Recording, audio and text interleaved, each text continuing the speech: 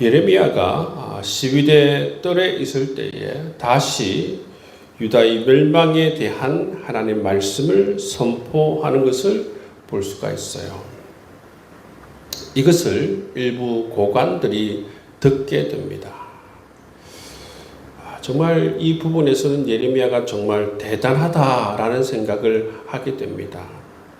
그럼 37장에서 봤듯이 이 고관들은 예레미야의 말을 무시할 뿐만 아니라 또 어떻게 합니까? 때리고 그리고 옥에 가두고 굶겨서 죽이려고 하지 않습니까?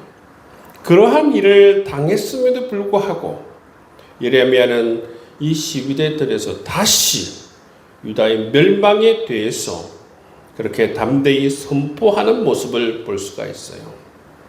이것을 다시 그 고관들이 듣게 되는 것입니다. 이것을 들은 고관들은 또 누구를 찾아갑니까? 시드기야 왕을 찾아갑니다. 고관들이 이 시드기야 왕을 찾아와서 말합니다. 이 사람을 죽이소서. 여러분, 이 사람이 누굽니까? 예레미야입니다. 예레미야가. 그가 말하기를 뭐라고 말하냐면 백성의 평안을 구하지 않고 재난을 구하오니 그렇기 때문에 이 사람은 반드시 죽여야 합니다. 그렇게 말합니다. 고관들의 말을 들은 이 시드기야는 어떻게 대답하죠? 그가 너희 손 안에 있다. 그렇게 말하죠. 그 말은 뭡니까? 너희 마음대로 해라는 것입니다. 너희 마음대로. 그래서 이 고관들은 예레미야를 끌어다가 감옥들에 있는 구덩이에 던져버립니다. 그 구덩이는 어떤 구덩이인가? 물이 없는 진창만 가득한 구덩이에 이 예레미야를 던져버리는 것이죠. 이것을 통해서 알 수 있는 건 뭐냐면 예레미야를 죽이려고 이 구덩이에 던진 것을 알 수가 있어요. 이 구덩이에 던져놓고 이제 죽을 때까지 식량을 주지 않고 물을 주지 않아서 굶겨 죽이려고 이 진창 밖에 없는 이 구덩이에 이 고관들이 던져버린 것입니다. 또 7절 말씀해 보시면 누가 나옵니까? 왕궁 내시 구스인 에벤멜렉이 나옵니다. 에벤멜렉이 이 소식을 듣게 되지요. 이 소식을 듣게 되자 또 이 에벤멜렉은 누구를 찾아갑니까? 시드기야 왕을 찾아갑니다. 시드기야 왕에게 찾아가서 뭐라고 이야기합니까? 9절 말씀해 보면 내 주 왕이여 저 사람들이 선지자 예레미야에게 행한 모든 일은 악하니이다. 만약에 그들이 예레미야가 그곳에 있으면 바로 굶어 죽습니다. 그 이야기를 하는 것을 볼 수가 있어요. 여러분, 시드기야 왕이 이 내시 에벤멜렉의 이 간청의 소리를 듣고 어떻게 하느냐 하면 그럼 내가 30명의 사람을 주겠다. 그 말이 뭐예요? 가서 예레미야를 구출하라는 것이죠. 그래서 이 에벤멜렉이 밧줄을 내려서 이 예레미야를 구출해서 시위대 뜰에 머물게 하는 것을 볼 수가 있어요. 여러분이 38장 13절까지 말씀해 보면 이 예레미야를 둘러싼 세 그룹이 나오는데 한 그룹은 바로 이 고관들입니다. 또 하나는 누구입니까? 시드기야이고 또 한 사람은 에벤멜렉입니다. 이 고관들과 이 내시 에벤멜렉은 자기 입장이 분명히 정해져 있죠. 고관들은 뭡니까? 예레미야를 죽이려고 하죠. 그리고 이 내시 에벤멜렉은 어떻게 생각합니까? 선지자 예레미야의 말이 옳다라고 생각합니다. 시드기야는 어떻습니까? 시드기야는 딱 중간에 있으면서 회색 지대에 있습니다. 고관들이 말하면 너희들 알아서 해라. 그리고 넷이 에벤멜렉이 또 말하면 또 에벤멜렉을 말을 또 따라서 또 예레미야를 구해주라 그렇지 않습니까? 사실 이 시드기야는 어떤 진리를 알고는 있어요. 진리를 알고 있습니다. 진리는 알고 있지만 그 중간에서 갈팡질팡하는 그런 모습을 볼 수가 있는 것이죠. 여러분, 이 사이에서 보면 하나님께서 정말 이런 예레미야가 죽을 수밖에 없는 절명의 위기 상황 가운데에서 누구를 보내줍니까? 넷이 에벤멜렉을 보내주는 모습을 볼 수가 있어요. 왕국 넷입니다. 왕을 보필하는 넷이죠. 정말 이 왕국 넷이 이 에벤멜렉은 정말 지혜로운 사람이에요. 지혜가 있어요. 분별력이 있다는 것이죠. 하나님 말씀이 지금 이 시대 가운데에서 어떤 말씀이 하나님의 말씀인지 분별할 수 있는 지혜가 있는 것을 우리가 볼 수가 있는 것이죠. 그런데 여러분, 이 고관들은 어떤 것이 하나님의 말씀이라고 생각하는 것입니까? 자기를 위해 주는 그 말씀, 오직 평안을 구하는 말씀만이 하나님의 말씀이라고 생각하고 있어요. 자기 자신들의 어떤 지금 하고 있는 행태는 보지 못하고 무조건 이 백성을 축복하고 이 나라를 축복해 주는 것이 하나님의 말씀이다. 그렇게 생각하는 것을 볼 수가 있어요. 넷이 이 에벤멜렉은 그렇게 생각하지 않습니다.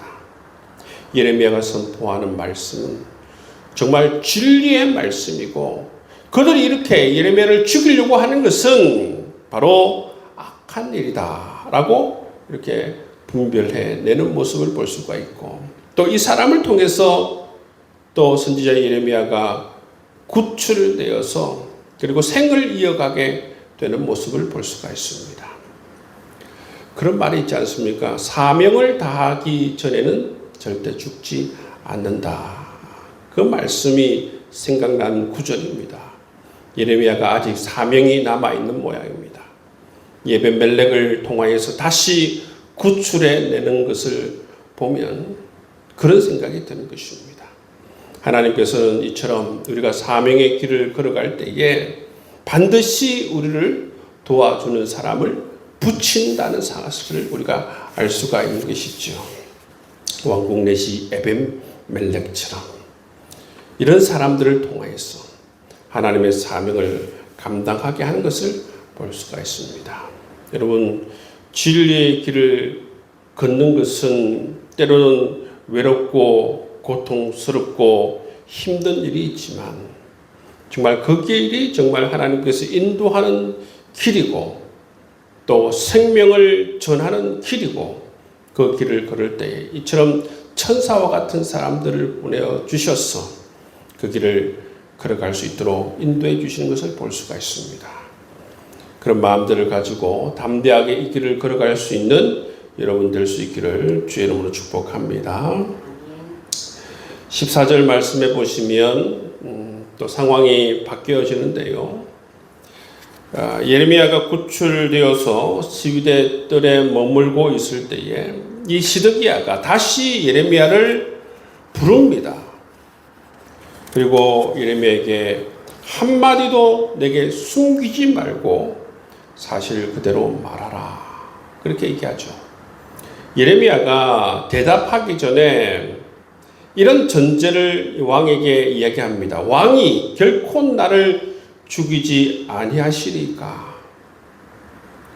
죽이지 않는다고 말하십시오.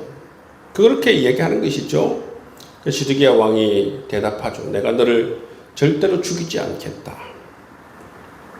그랬을 때에 예레미야가 하나님께 받은 말씀을 그대로 가감없이 이 시드기야에게 그대로 전달하는 모습을 볼 수가 있죠. 그 말씀이 17절, 18절 말씀에 나와 있습니다.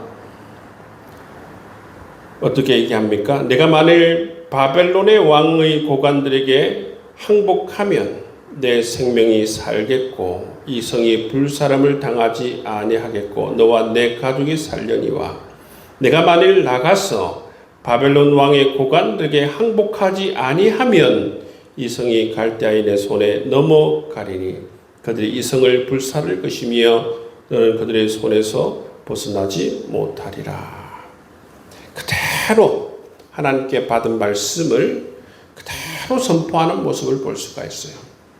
어떻게 보면 예레미야는 이 말씀을 십수년 동안 계속 반복해서 선포하는 모습을 볼 수가 있어요. 여러 세대의 왕을 거치면서 그대로 하나님의 말씀을 전하는 것을 우리가 볼 수가 있다는 것이죠. 이 말씀을 듣고 나서 시드기야의 반응을 한번 보십시오. 시드기야가 자기 속내를 이야기해요. 왜 왔다 갔다 하는지 19절 말씀 한번 보시길 바랍니다.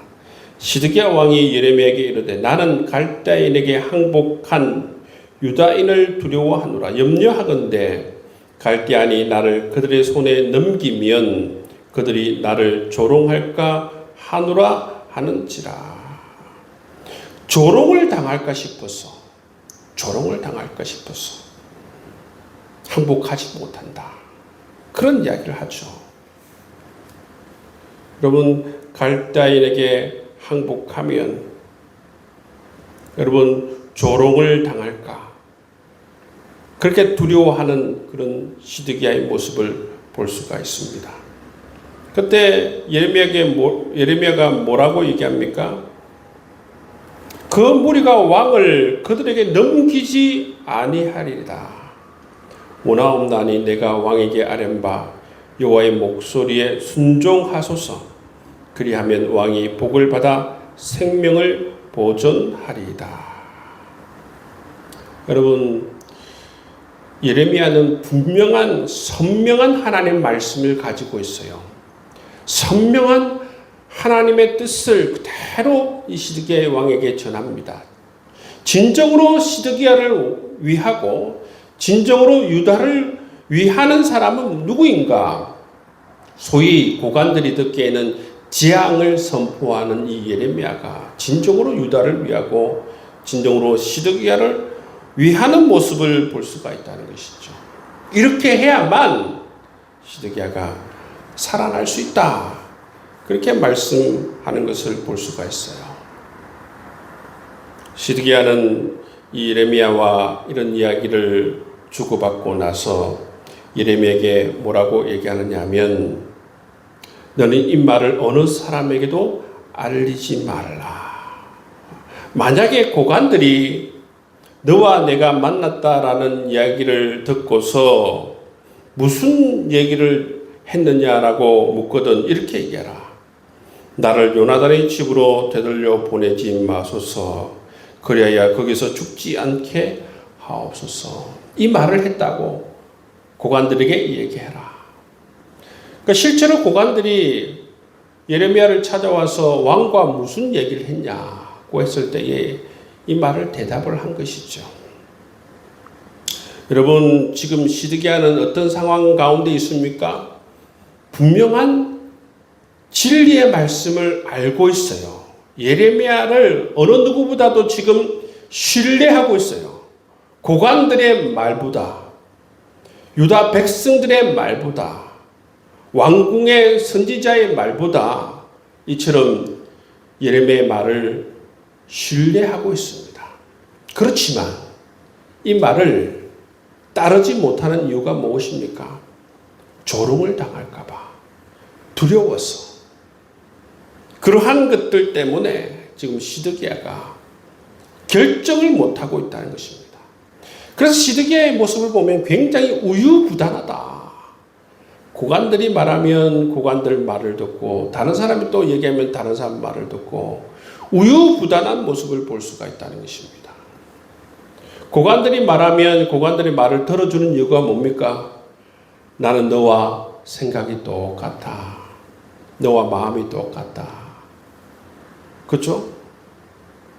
또 이 심중에는 어떻습니까? 심중에는 예레미야의 말이 옳다라는 것을 알고 있기 때문에 또 예레미야를 위하는 그런 마음들도 있다는 것입니다. 예레미야를 신뢰하기 때문에 이 시드기야는 조용히 예레미야를 2번이나 부릅니다. 그런데 여러분, 이 시드기야는 결단력이 없어요.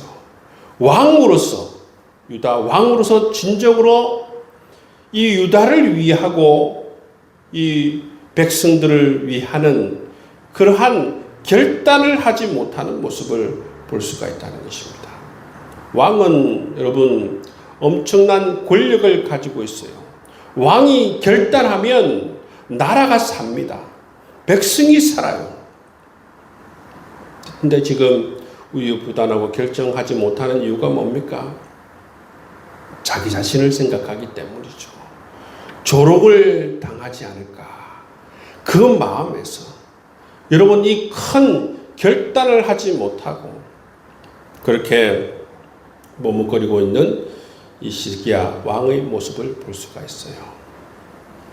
여러분, 우리가 삶을 살아갈 때도 여러분 이런 결단력이 필요할 때, 믿음의 결단이 필요할 때는 결단을 해야 되는 것입니다. 사람들이 나를 어떻게 생각하는가, 사람들이 나를 조롱하고 비웃을 것인가, 이것을 넘어서 분명한 결단력이 필요하다는 것입니다.